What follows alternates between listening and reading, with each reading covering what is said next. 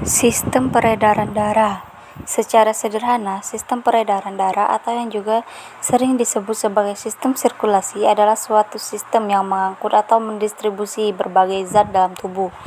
Sistem sirkulasi ini dibagi menjadi dua, yaitu kardiovaskuler, di mana kata kardio itu adalah jantung dan vaskuler yang merupakan darah, dan yang satu lagi adalah limfatik.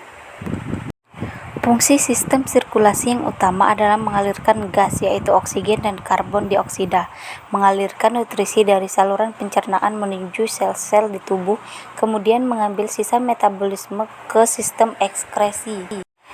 Kemudian ada penyusun jaringan pada darah. Yang pertama ada plasma darah.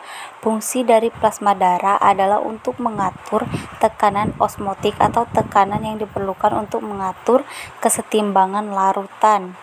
Kemudian ada sel-sel darah.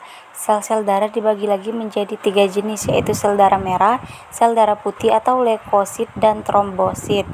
Kemudian eritrosit atau sel darah merah.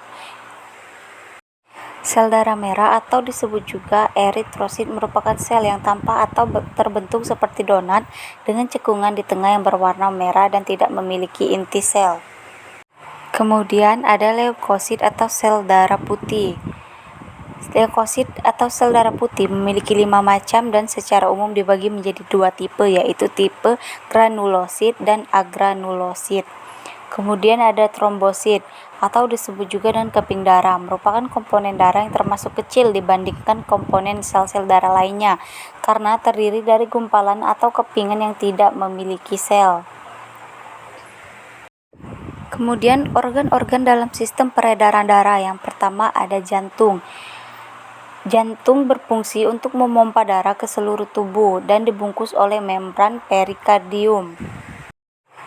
Kemudian ada pembuluh darah.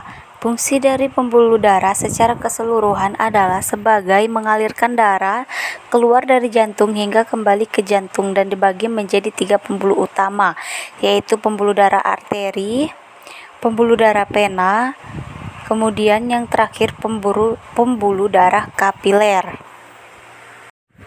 Mekanisme peredaran darah.